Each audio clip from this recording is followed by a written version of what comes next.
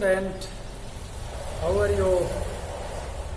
आई hope आप लोग ठीक से होंगे और 11th की जो स्टार्टिंग की फिजिक्स की क्लासेस हैं उनसे जो जुड़ चुके हैं मेरे चैनल से, they are enjoying, and from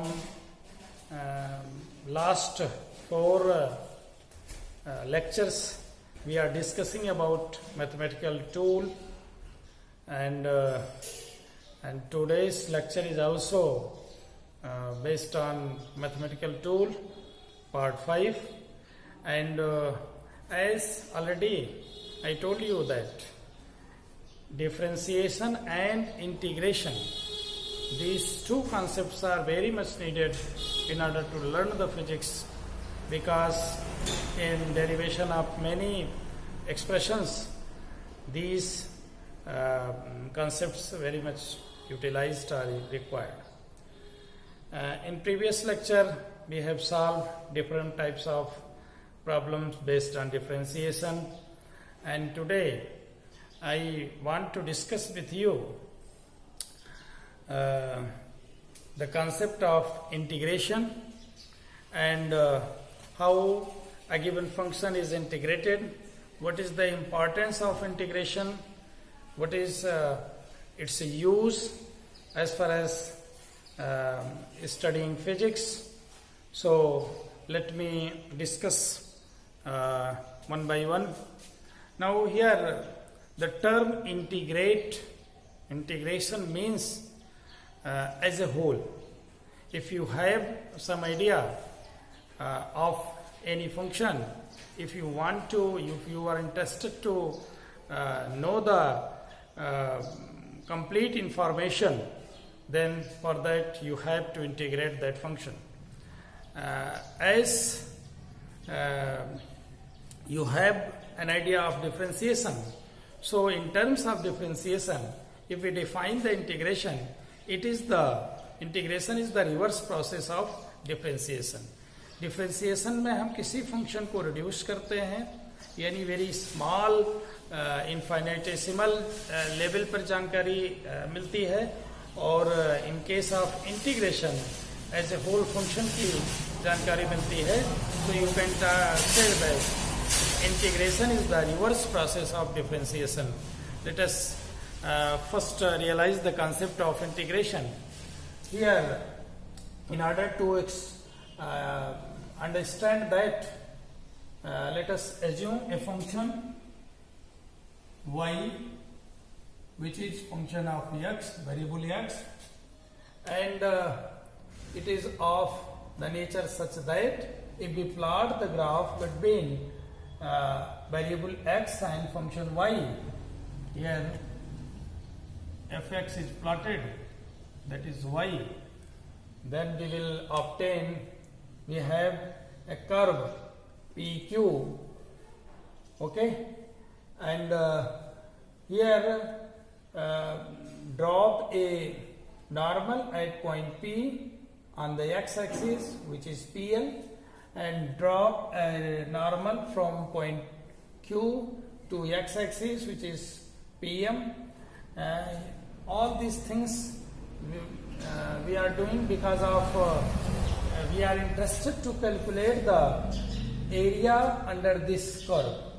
Okay, since the geometry here, the shape here is not a regular shape, as we have studied, we know as a rectangle, a square, or some other regular functions or geometries. This is irregular geometry. So we have we face problem to calculate the area of the shape which is not a regular shape. So in order to calculate the area under this curve, first what we will do is, first we divide all the region or the area under this curve into a very small strips of equal width. Okay, let us assume the width of the strip delta x. Okay, n strips में इसको divide करते हैं and consider ith strip ABCD whose point P का coordinate क्या है x y, point B का coordinate है x plus delta x, y plus delta y। It means x direction में इसकी जो विड्थ है डेल्टा x है और ये आपका x है और ये x प्लस ये y है और ये y प्लस डेल्टा y है। If we want to calculate the area of this whole geometry or area under this curve PQ, then for that first we calculate the area of ABCD. Definitely it is seems to be this shape seems to be a rectangular shape because delta x is very small, so this can be written as equal to y into delta x, or you can say f into fx delta x. Area of PQML is nothing but it is summation fx, or you can say area of ABCD and I varies from 1 to n.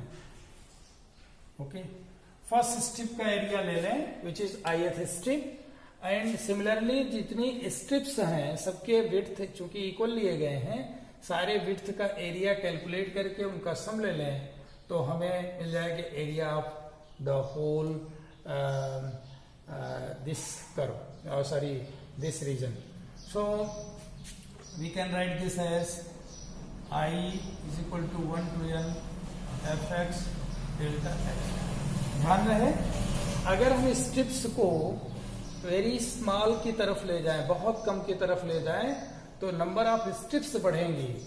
If n is tends to infinity then delta x certainly tends to 0, यानी जो इसका area है यह minimum की तरफ जाएगा.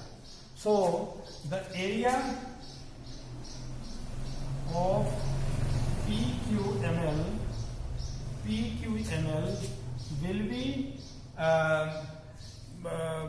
converted into in terms of integration, which is fx dx and x varies from a to b.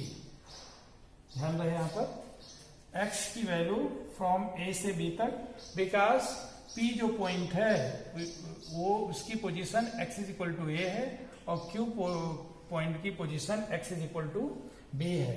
यानी एक तरह से आप कह सकते हैं कि समेशन का ही एक एडवांस या और बेहतर रूप है जिसको हम कहते हैं integration. Integration is the very much similar to the summation.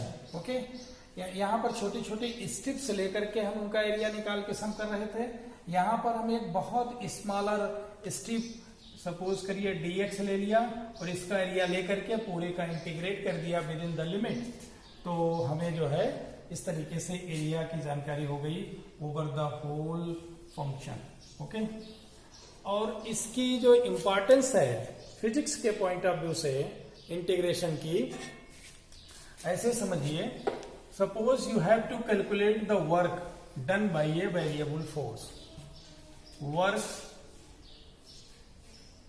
done by variable force. इसकी उपयोगिता फिजिक्स में इंटीग्रेशन की कैसे आती है इसको समझते हैं.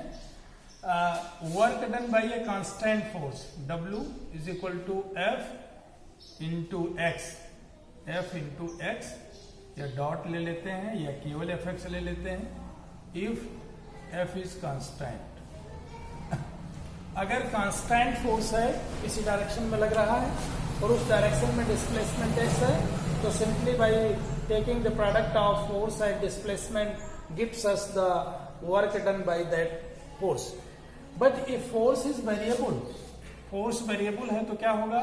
We will take a small amount of work done which is fx dx and total work done will be calculated fx dx integration over x is equal to 0 to certain limit x.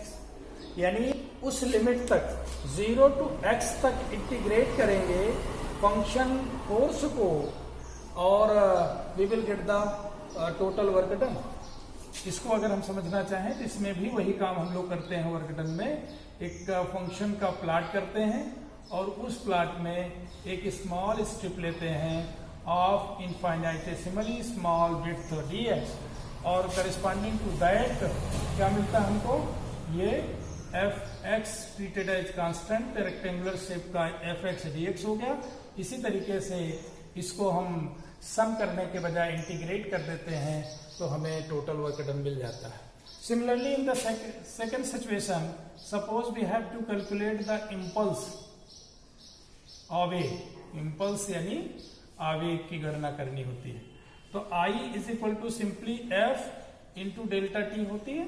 Okay but अब ये delta t is the time interval in which the force F is applied. So the impulse can be defined as the product of force and the time interval in which the force is applied. Here F is taken as constant. अगर यह variable है तो impulse को कैसे लिखेंगे?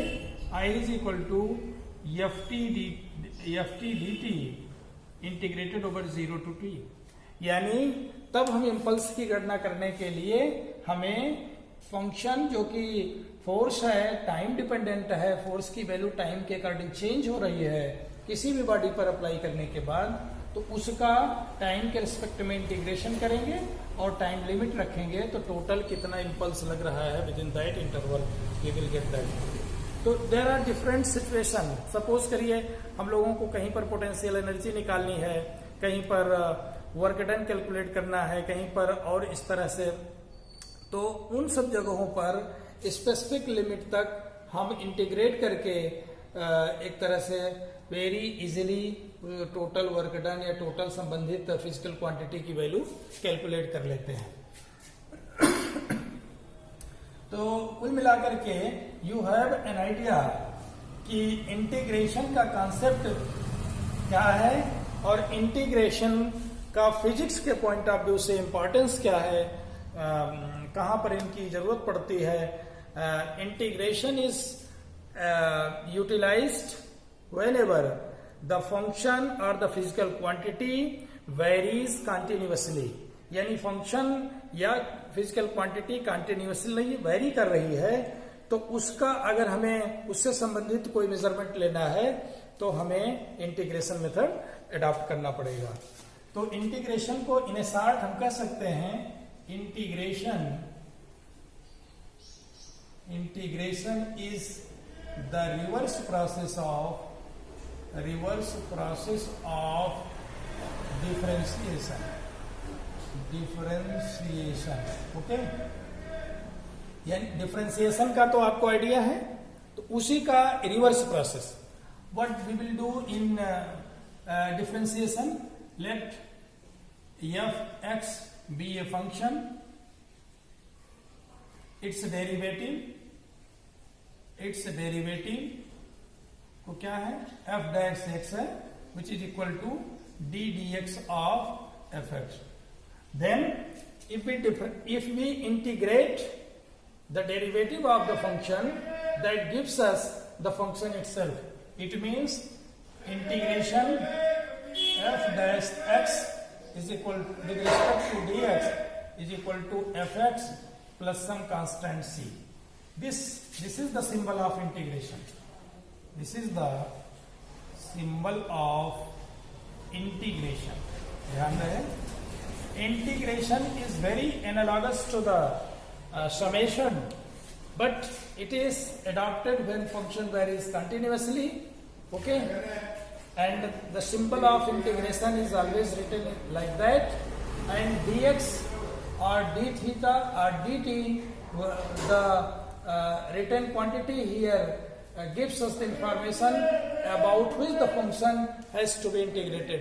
यानी function को किसके सापेक्ष इंटीग्रेट करना है, तो इससे हमें जानकारी होती है. केवल f डैश x लिख देने से इंटीग्रेशन कंप्लीट नहीं है, ये इंफॉर्मेशन लिखनी होती है. तो एक तरह से f डैश x जो कि फंक्शन f(x) का डेरिवेटिव है, तो हम ये कह सकते हैं to obtain the function itself we must have to integrate the derivative of the function itself. यानी इसीलिए जो हम लोग बात कर रहे थे कि integration is the reverse process of differentiation, यानी जिस फंक्शन का डिफरेंशिएशन हमें मालूम है तो उस डिफरेंशिएटेड फंक्शन का इंटीग्रेट कर दें, को इंटीग्रेट कर दें, we will get the function itself, original function हमें पुनः मिल जाएगा. That's the concept of differentiation. Now let us write some formula regarding the integration. Formula, basic formula of integration. Okay. ये बहुत उपयोगी है. आप लोग अभी शुरुआत है 11th की, That's why you have been sufficient time. आपके पास बहुत पर्याप्त समय है. So learn these topics, क्योंकि जो बायो के स्टूडेंट्स हैं वो तो कभी नहीं इसको इंडिविजुअल पढ़ाया जाएगा उनको. जो मैथमेटिक्स के स्टूडेंट्स हैं वो पढ़ेंगे, लेकिन क्लास 12th में पढ़ेंगे, तब तक बहुत सारी फिजिक्स लर्न हो चुकी होगी जिसमें समझने में प्रॉब्लम्स फेस करेंगे, और 12th में पहुंचेंगे तो उनके लिए एक हेल्पिंग होगा. और बायो वाले कतई न घबराएं, नेवर हेजिटेट, लर्न करें, क्योंकि हमेशा कोई भी टॉपिक हो पहली बार कभी न कभी होता है, तो उनको अभी से मान लें कि हमें सीखना है. क्योंकि फिजिक्स पढ़ना है तो आपको बेसिक मैथमेटिक्स बहुत अच्छे से आनी चाहिए, otherwise always you face problem in learning physics. As far as the competition exam is concern, इधर नीट या कोई भी आप फार्मास्यूटिकल से रिलेटेड कोई भी कंपटीशन देते हैं या नर्सिंग का, तो उसमें फिजिक्स पूछी जाती है. That's why you have clear cut understanding of physics. For that you need basic mathematics. So let us write the formula of basic formula of integration. First formula is x raise to the power n dx. यह function f x to the power n, f dash x की जगह हमने क्या लिखा, x की raise to the power n. It is written as x raise to the power n plus 1 upon n plus 1 for all values of n except, remember this sentence, except n is equal to -1. या इसको कहें n के हर value के लिए ये सही है, n is equal to -1 को छोड़कर, एक्सेप्ट लिखा है, otherwise n not equal to -1 बाकी सभी वैल्यू के लिए, जबकि n इक्वल टू -1 नहीं होगा. तो ये जो भी फंक्शन यहाँ पर x है, t है या थीटा है, उसकी जो पावर्स है उसमें एक इंक्रीज करके और अपान जो इंक्रीज्ड पावर है उससे डिवाइड कर देना है. But if you have function like x raise to the power -1 dx, तो इसका इंटीग्रेशन इस फार्मूले से नहीं होगा, हमेशा ध्यान रखिए. और इंटीग्रेशन के बाद कांस्टेंट रख दिया जाता है c, इसको बोलते हैं constant of integration. Okay, as you know किसी भी कांस्टेंट का डिफरेंशिएशन 0 होता है तो इंटीग्रेशन के बाद कुछ कांस्टेंट रख दिया जाता है. तो इसको हम लिख सकते हैं, this is also written as 1 upon x dx and this gives you log x base e.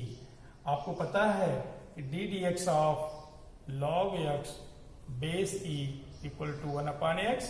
So 1 upon x का इंटीग्रेशन करेंगे, you will find log x base e plus c.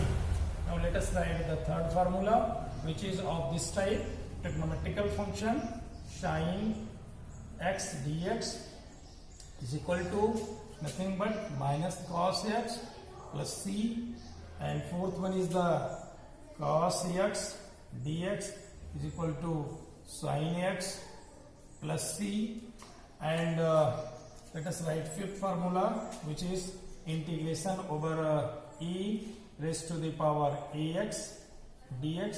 अगर simply e raise to the power x लिख रहे हैं, इसका integration only e raise to the power x plus 1, sorry c, which is constant of integration.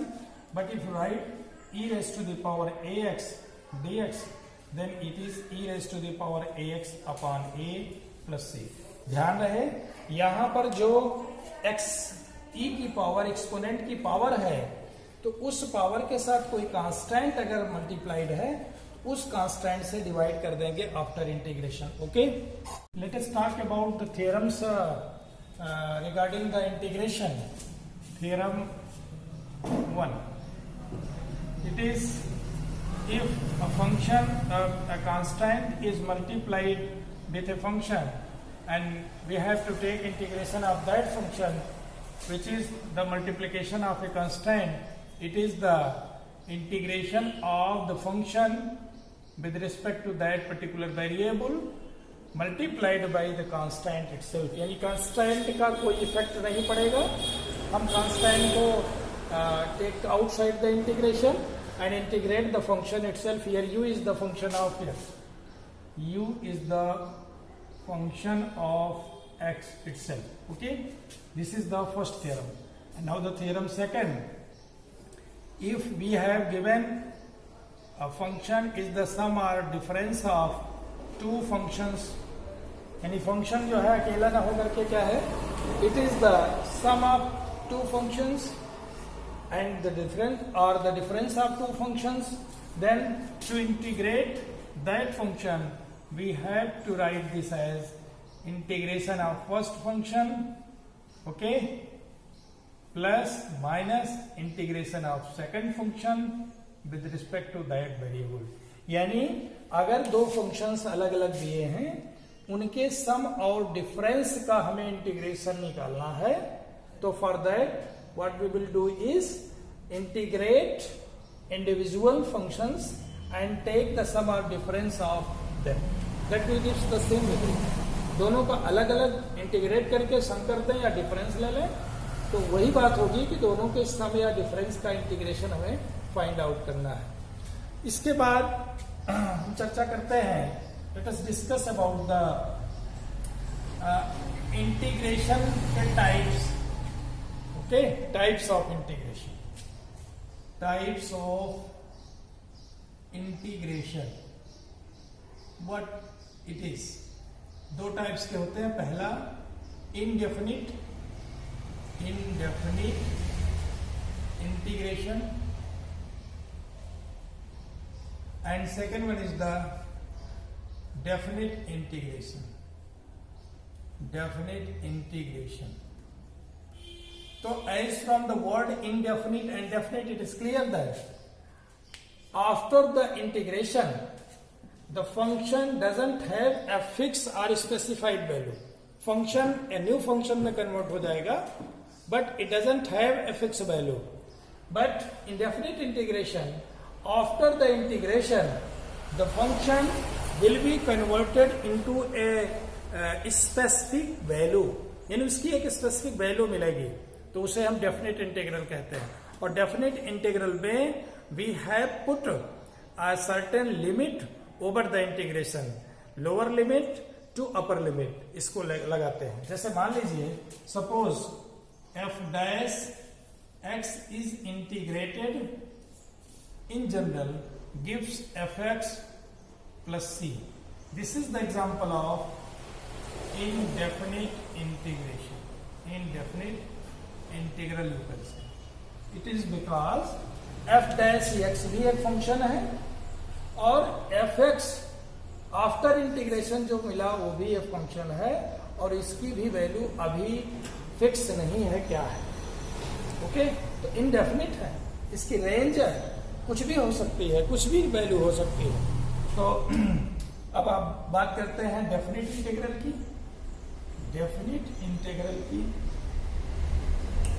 Definite integral definition इसका क्या है? If a function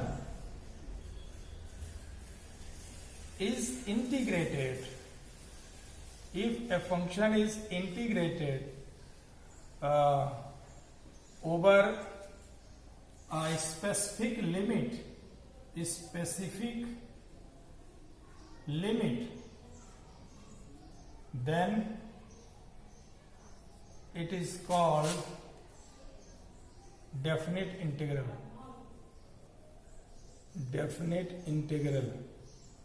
okay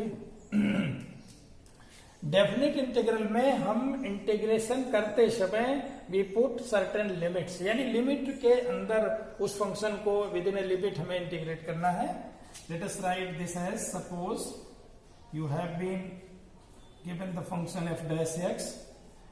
here there is no limit, यहां कोई limit नहीं थी, but here is the limit. Value of x varies from a to b, and after the integration we have a function fx plus some constant c, and let us impose the limit a to b. ध्यान रहे अब यहां पर इस limit के अंदर function की एक डेफिनेट वैल्यू आएगी, and what the value comes after the integration, it is written as equal to limiting value जब इसकी लेंगे फंक्शन की तो ये हो जाएगा f of b minus f of a, यानी उस फंक्शन की आफ्टर इंटीग्रेशन वैल्यू फंक्शन की at x is equal to b upper limit minus at lower limit. Here a is the lower limit and b is the upper limit. Okay ध्यान रहे ऐसी तमाम conditions आएंगी कि जहां हमें अपर और लोअर लिमिट रख करके यानी डेफिनेट इंटीग्रल कैलकुलेट करने होंगे, तो वहां पर इनको हम इस्तेमाल करेंगे. Let us take some specific examples based on integrals. Suppose you have given some problems based on integration. Okay तो सबसे पहला सिंपलेस्ट प्रॉब्लम लेते हैं. Suppose you have to integrate x square with respect to x. Here function u is given x square. What its value comes out, x raise to the power 2 plus 1 upon 2 plus 1 plus c, that is x cube upon 3, x cube upon 3 plus c. Okay, it's very simple. As you know, the integration of x raised to the power n, the integration of x raised to the power n with respect to x is equal to x raised to the power n plus 1 upon n plus 1 plus c. So similar to that one, here n is equal to 2, so it becomes 2 plus 1 upon 2 plus 1, that is x cube upon 3. Suppose you have been given the function like x raised to the power minus 3 dx. ध्यान रहे यहां पर n की value positive negative all values are even 0 भी हो सकती है, but except n is equal to -1.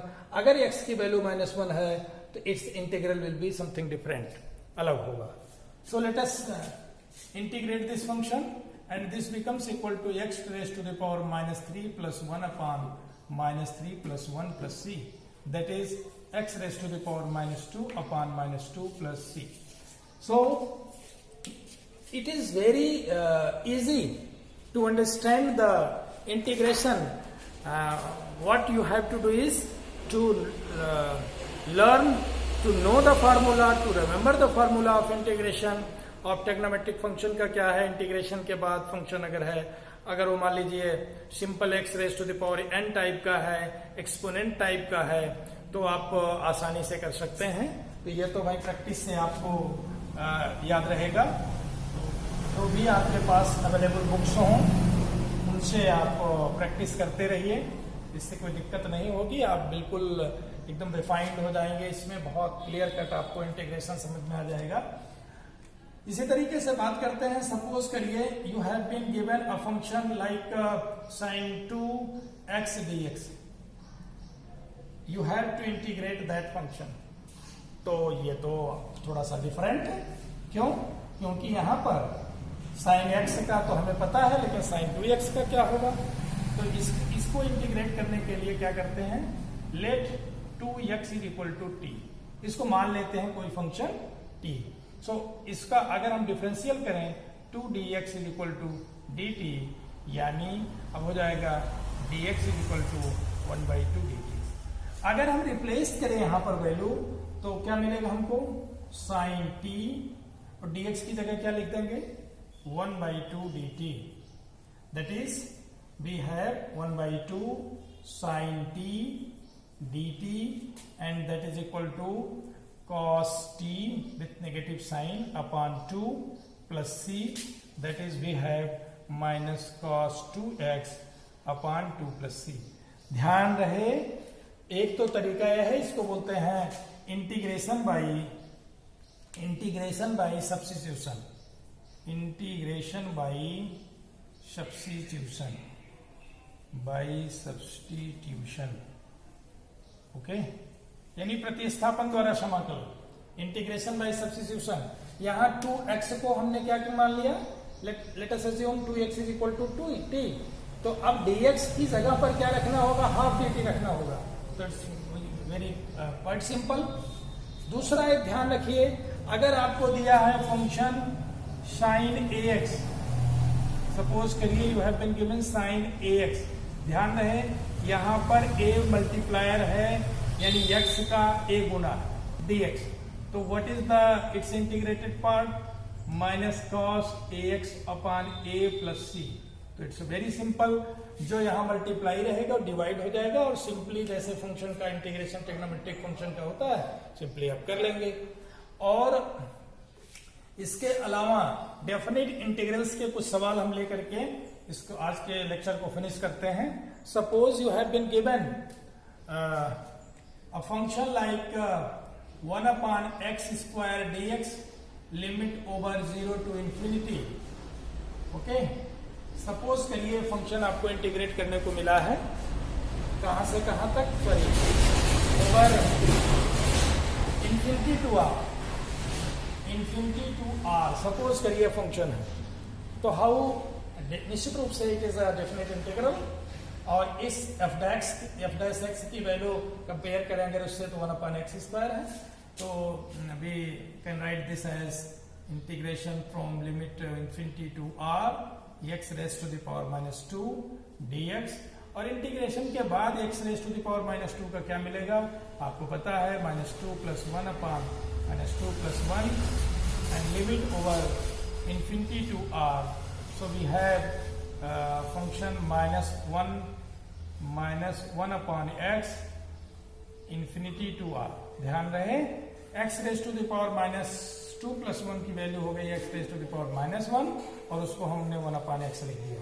अगर यहाँ लिमिट रखेंगे, यानी f of b minus f of a निकालेंगे, तो we have -1 upon r, okay, minus plus 1 upon infinity. तो अब इसकी वैल्यू हो गई -1 upon r।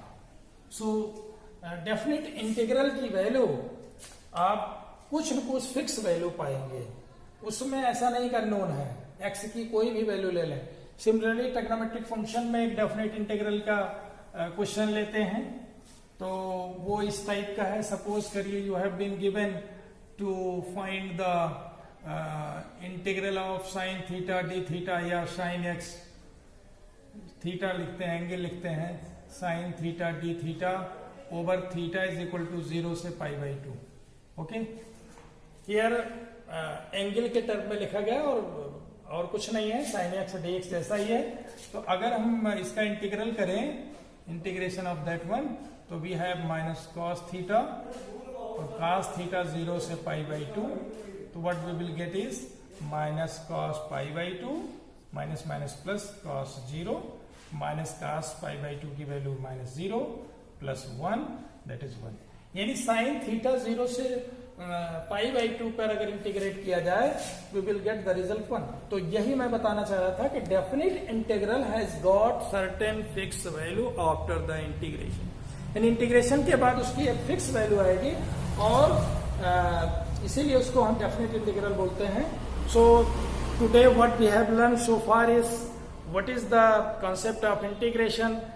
In order to learn the concept of integration, we take a function, plot a graph, and divide the whole curve into small equal width strips, and take one strip and calculate its area. And if you sum all the strips, area of all the strips, you will get the area under the curve. But if you increase the strips and the width is very less, or you can say infinitesimally small, the summation will be reduced or converted into integration. तो आप कह सकते हैं कि integration is a sort of summation.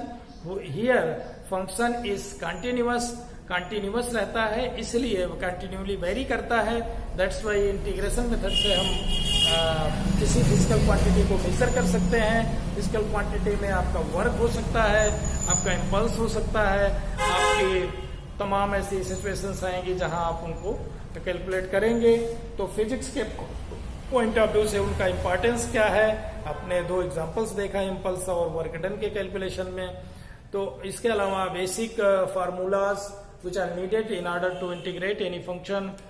We have learned integration into 2 types, indefinite integral and definite integral.